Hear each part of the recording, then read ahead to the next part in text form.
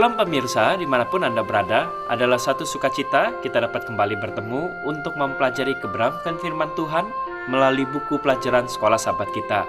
Tentu kita akan kembali menggali sepanjang satu kuartal ini dari buku Injil Matius. Kita akan melihat bagaimana Matius memberikan suatu pengalamannya. Hari demi hari dia dapat mengerti karakter akan Bapa, walaupun dia memulai dengan seperti pengalaman kita. Kita memiliki suatu cara pandang yang mungkin berbeda-beda dan kadang sukar mengerti akan pribadi Kristus itu sendiri. Tetapi dalam perjalanannya, dia mencatat semakin hari dia semakin mengerti akan karakter daripada Bapa melalui kehadiran Yesus di dalam kehidupan setiap murid-muridnya. Untuk itulah dia ingin juga memberikan pengalaman tersebut melalui buku Injil Matius ini untuk menjadi pengalaman kita juga dalam kehidupan kita sehari-hari. Untuk itulah sebelum kita memulai, undang setiap anggota keluarga kita, ataupun juga jika ada tetangga, teman-teman yang rindu dekat rumah kita untuk mempelajari kebenaran, tidak ada salahnya kita undang mereka datang ke rumah untuk dapat belajar bersama-sama. Dan jangan lupa, siapkan Alkitab, berada dekat kita, sehingga kita juga dapat membaca secara pribadi ayat-ayat yang kita akan bahas pada pertemuan kali ini. Judul pelajaran pada hari ini adalah Khotbah di atas bukit. Tentu sering daripada kita sudah mendengar atau sering membaca dalam buku Matius 5-7. Itu adalah khotbah di atas bukit. Tetapi kalau kita sebenarnya mengambil waktu kemudian membaca secara perlahan-lahan, dan yang terutama adalah meminta Tuhan untuk kita mengaplikasikannya, maka kita sebenarnya akan mengalami pengalaman sama seperti Matius, mengerti akan karakter Tuhan semakin hari semakin jelas. Karena sebenarnya ini adalah inti yang mau disampaikan mengenai karakter Tuhan melalui diri Yesus untuk menjadi pengalaman kepada kita juga. Mengenai khotbah di atas bukit adalah khotbah terpenting untuk kita aplikasikan dalam kehidupan kita. Kita dapat membaca ayat intinya dalam Matius 7 ayat 28 sampai 29. Matius 7 ayat 28 sampai 29. Dan setelah Yesus mengakhiri perkataan ini, takjublah orang banyak itu mendengar pengajarannya. Sebab ia mengajar mereka sebagai orang yang berkuasa, tidak seperti ahli-ahli Taurat mereka. Jadi di situ dikatakan, dan setelah Yesus mengakhiri perkataan ini, mengakhiri mengenai khotbahnya, yaitu yang disampaikan di atas bukit itu, maka takjublah mereka mengenai apa yang difirmankan, karena sangat menyentuh kehidupan mereka, karena mereka melihat apa yang dikatakan itu penuh dengan kuasa, terlebih dipraktekannya dalam kehidupannya. Ini juga adalah hal yang masih berkuasa kebenarannya saat ini untuk kita tentunya semuanya. Untuk itu, hari demi hari kita gali kebenaran firman ini, dan Tuhan masih akan terus menggunakan kuasa yang sama untuk menggerakkan hati kita, sehingga kita juga merasa pengajarannya itu penuh dengan kuasa dalam kehidupan kita masing-masing. Kita akan baca pelajaran kita. Untuk sepanjang pekan ini, kita tentu telah mempelajari hari demi hari mengenai pengalaman-pengalaman yang Matius lihat ketika Tuhan menyampaikan khotbahnya di atas bukit itu. Dalam kitab Keluaran, kita melihat Tuhan tentu menuntun anak-anak Israel keluar dari Mesir. Karena banyak pelajaran yang selalu kita dapat aplikasikan. Karena perjanjian lama dan perjanjian baru itu adalah satu kesatuan. Sehingga kita dapat melihat tangan Tuhan yang sama, yang telah menyertai setiap umat manusia dari setiap generasi. Itu juga sebabnya kita dapat belajar banyak pengalaman dari pengalaman bangsa Israel. Dalam kitab Keluaran tentu kita mengerti ketika Tuhan memanggil bangsa Israel itu keluar dari Mesir. Baru saja mereka keluar dari Mesir, mereka mengalami pembaptisan. Apa maksudnya? Karena mereka melewati Laut Merah. Ini adalah merupakan suatu simbol ataupun tanda juga kepada kita semua untuk kita dapat mengerti makna daripada apa yang Tuhan ingin selalu gambarkan dalam simbol-simbol tersebut. Bangsa Israel mengalami pembaptisan di Laut Merah, membawa mereka melewati padang gurun selama 40 tahun, membuat tanda-tanda dan mujizat. Dalam perjalanan itu, Tuhan memberikan banyak sekali tanda dan mujizat kepada bangsa Israel ini, dan bertemu dengan mereka juga secara pribadi di puncak gunung, dan memberikan kepada mereka akan hukumnya, yaitu merupakan karakternya untuk menjadi kebaikan kepada setiap anak-anaknya. Itu adalah sebenarnya makna daripada hukum tersebut. Begitu juga Matius menceritakannya dalam Injil Matius. Apa yang bangsa Israel itu lewati, Kristus juga akan genapi.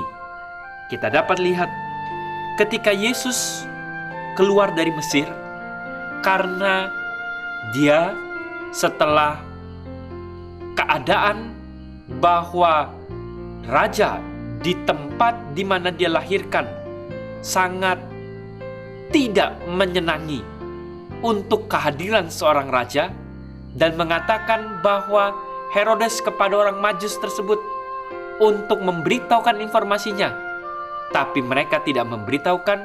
Maka setiap anak yang usianya di bawah 3 tahun dibinasakan, sehingga malaikat mengatakan kepada Yusuf untuk membawanya pergi ke Mesir. Disinilah kita dapat melihat ketika melihat Yesus setelah dewasa keluar dari Mesir, dia dibaptis di sungai Yordan dan pergi ke padang gurun selama 40 hari. Setelah dia mengadakan suatu pencobaan yang dilakukan oleh setan di padang gurun tersebut, dia berpuasa selama 40 hari, dia memenangkan setiap pencobaan-pencobaan yang diberikan oleh setan tersebut, karena dia bergantung sepenuhnya akan kebenaran, akan firman Tuhan. Yesus akhirnya membuat tanda-tanda dan mujizat, dan bertemu juga secara pribadi dengan bangsa Israel di puncak gunung, di mana dia meneguhkan hukum yang sama ketika dia mengkhotbahkan khotbah di atas bukit. Sebenarnya itu adalah hukum yang sama yang dia sampaikan kepada bangsa Israel ketika berada di Gunung Sinai tersebut. Yesus menjalani sejarah bangsa Israel. Dia menjadi Israel, dan di dalam dia semua janji perjanjian itu digenapi. Ini adalah suatu pengalaman-pengalaman yang sangat menarik, karena sebenarnya ini adalah semua hal yang Tuhan ingin sampaikan kepada setiap anak-anaknya, bahwa dia begitu mengasihinya, dan semuanya itu akan digenapi melalui kedatangan Kristus, untuk kita dapat melihat secara pribadi akan karakter Tuhan tersebut, akan kasih-Nya kepada setiap umat manusia. Sehingga khotbah di atas bukit adalah khotbah yang paling bermanfaat kepada setiap generasi untuk dimengerti. Karena khotbah di atas bukit adalah khotbah yang dikhotbahkan oleh Yesus ketika dia hadir di bumi ini. Kata-katanya telah sangat mempengaruhi bukan saja pendengar langsung, tetapi semua orang yang mendengarkannya juga. Pekabaran itu dapat mengubahkan kepada kita juga yang hidup pada generasi ini.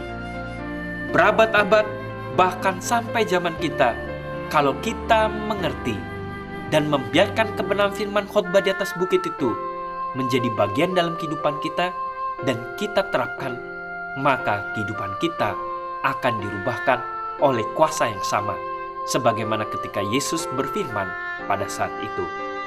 Namun, kita seharusnya tidak hanya mendengar khotbah ini. Kita yang terpenting adalah memohon pertolongan Tuhan dengan kerendahan hati untuk dapat menerapkannya. Sepanjang 1 pekan ini, dengan mempelajari apa yang Yesus katakan dalam khotbah di atas bukit, kita mungkin dapat membacanya kembali dari pasal 5 sampai pasal 7 kita renungkan ini secara pribadi, Tuhan akan merubahkan kehidupan kita dalam khotbah di atas bukit ini. Dan minta Tuhan bantu saya untuk dapat menerapkan khotbah di atas bukit ini. Tentu bukan hanya sekedar Matius 5:7, tetapi dalam Matius 13 kita juga dapat membacanya. Kita akan menerapkan firman-Nya dalam kehidupan kita. Ya, Yesus katakan itu dalam Matius 13 mengenai firman-Nya untuk kita terapkan dalam kehidupan kita. Inilah sebabnya kita dapat selalu meminta untuk setiap kebenaran firman itu menjadi bagian dalam kehidupan kita. Khotbah di atas bukit adalah suatu pelajaran yang sungguh indah. Begitu juga dalam perumpamaan Matius 13 ayat 44 sampai 46. Kita dapat membaca bersamanya. Matius 13 ayat 44 sampai 46. Kita sama-sama dapat membukanya. Matius 13 ayat 44 sampai 46.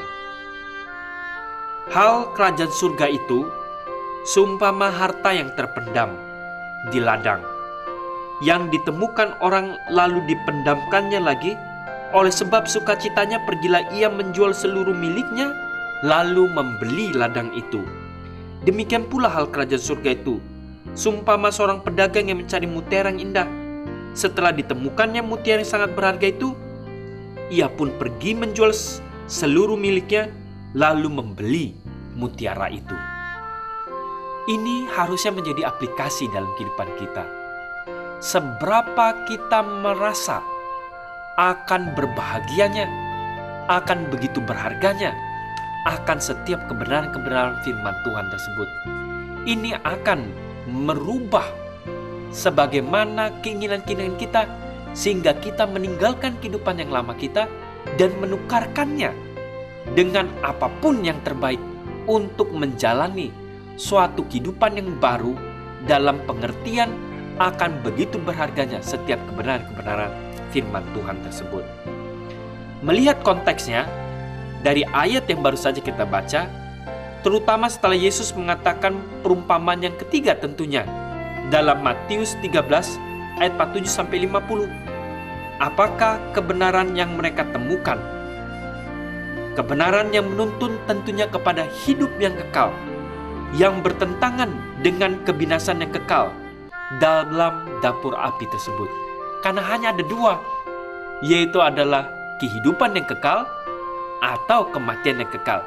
Kita dapat baca berikutnya. Matius 13 ayat 47 sampai 50. Di situ kemudian dikatakan, demikian pula hal kerajaan surga itu seumpama pukat yang dilabuhkan di laut, lalu mengumpulkan berbagai-bagai jenis ikan. Setelah penuh, pukat itu pun diseret orang ke pantai. Lalu duduklah mereka mengumpulkan ikan yang baik ke dalam pasu, dan ikan yang tidak baik mereka buang. Demikian juga pada akhir zaman, malaikat-malaikat akan datang memisahkan orang yang jahat dan orang yang benar, lalu mencampakkan orang jahat ke dalam dapur api. Di sanalah akan mendapat ratapan dan kertak gigi. Sebenarnya di sini kita hanya dapat melihat hanya ada dua pilihan. Kehidupan yang kekal yang dilambangkan oleh ikan-ikan yang baik dimasukkan ke pasu, dan ikan-ikan yang kurang baik. Karena pilihannya tentu ini adalah setiap pilihan dari setiap umat manusia.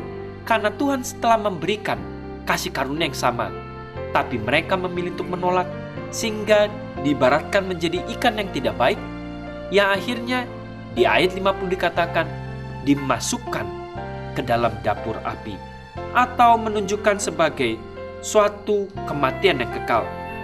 Hal ini penting karena kita hidup pada zaman di mana pemikiran kebenaran itu sendiri sudah baik sekali jika dianggap kuno atau yang terburuk berbahaya.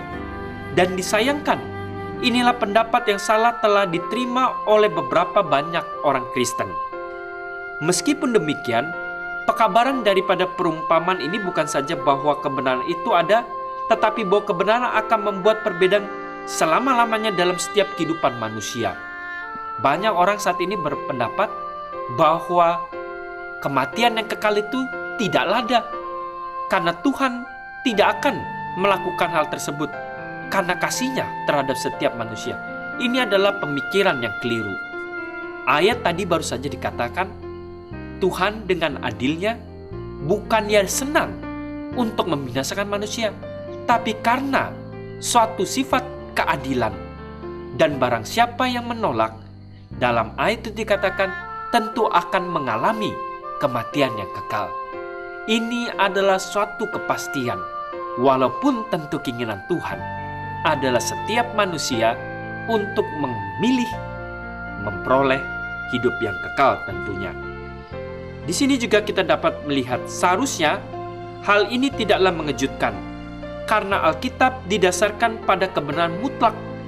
Akhirnya Yesus berkata, "Akulah jalan dan kebenaran dan hidup. Tidak ada seorang pun yang datang kepada Bapa kalau tidak melalui aku." Jika itu tidak menyatakan mengenai kebenaran mutlak, lalu apa? Tentunya, jika saja seorang dengan begitu banyak pengetahuan akan kebenaran, seperti Paulus mengatakan bahwa sebab pengetahuan kita tidaklah lengkap dalam 1 Korintus 13 ayat 9. Tentu kita menyadari pasti ada banyak hal secara kemanusiaan kita belum ketahui pada saat ini. Namun pernyataannya bahwa pengetahuan kita tidaklah lengkap menunjukkan bahwa masih ada banyak pengetahuan untuk kita pelajari, untuk kita ketahui. Kebenaran yang benar-benar yang akan membuat perbedaan, baik untuk kehidupan kekal ataupun kematian yang kekal. Kehidupan kekal ataupun kematian kekal, tidak ada lagi yang lebih mutlak dari hal ini yang mau disampaikan dalam akhir daripada khotbah di atas bukit tersebut, yang dia berikan suatu kesimpulan dalam Matius 13 ayat 47-50. Setiap manusia hanya akan terdiri daripada dua golongan. Untuk itulah tentunya makna dalam khotbah di atas bukit ini memberikan suatu pelajaran kepada kita untuk dapat mengenal karakter Tuhan yang penuh kasih tentunya. Dan itu haruslah kita usahakan. Tentu dengan pertolongan kasih karunia-Nya dan Roh Kudus yang bekerja menuntun kita untuk dapat menerapkannya dalam kehidupan. Sehingga kita makin mengerti dan karakter Tuhan menjadi bagian dalam karakter kita. Tapi barang siapa yang menolak untuk tidak mau memperoleh suatu karakter yang baik yang Tuhan mau untuk dimiliki kepada setiap anak-anaknya, mereka akan mengalami pilihan untuk mengalami kematian yang kekal. Inilah sebabnya Yesus juga menceritakan perumpamaan mengenai tukang bangunan yang bijaksana dan yang bodoh. Dalam Matius 7 ayat 24-27, kita dapat membacanya sebagai terakhir kita. Matius 7 ayat 24-27. Mungkin kita juga sering membaca ayat ini. Bahkan dari anak-anak ada juga lagu nyanyian yang mengatakan, si pintar dirikan rumah di atas batu, tapi si bodoh mendirikan rumah di atas pasir. Ayat 24 dalam Matius 7. Setiap orang yang mendengar perkataanku ini melakukannya, ia sama dengan orang yang bijaksana yang mendirikan rumah di atas batu. Kemudian turunlah hujan dan datanglah banjir. Lalu angin melanda rumah itu, tapi rumah itu tidak rubuh sebab didirikan di atas batu. Yesus adalah batu karang tersebut. Tetapi setiap orang yang mendengarkan perkataanku dan tidak melakukannya, begitu banyak orang-orang Kristen saat ini mendengarkan kebenaran firman Tuhan, tapi mereka tidak melakukannya. Seperti apakah mereka? Ia sama dengan orang yang bodoh, yang mendirikan rumahnya di atas pasir. Kemudian turunlah hujan dan datanglah banjir. Lalu angin melanda rumah itu, sehingga rubuhlah rumah itu dan hebatlah kerusakannya. Ini juga mengenai keadaan penutupan sejarah zaman. Maka rubuhlah rumahnya itu, karena dia tidak melakukan apa yang dia telah dengarkan dan dia telah mengerti. Ini adalah suatu gambaran mengenai kebodohan. Suatu pelajaran tentunya kepada kita pada saat ini, untuk kita dapat kembali mengambil suatu kesempatan untuk meminta dengan kerendahan hati, Tuhan bantu agar setiap kebenaran-kebenaran yang telah kami mengerti, telah kami dengar, agar dapat kami terapkannya. Dan yang lebih terutama, ambillah waktu setiap hari untuk terus menggali kebenaran firman-Nya, dan terutama dapat kita terapkan dalam kehidupan dengan pertolongan-Nya. Kiranya pelajaran ini menjadikan berkat kepada kita dan seluruh rumah tangga. Tuhan memberkati.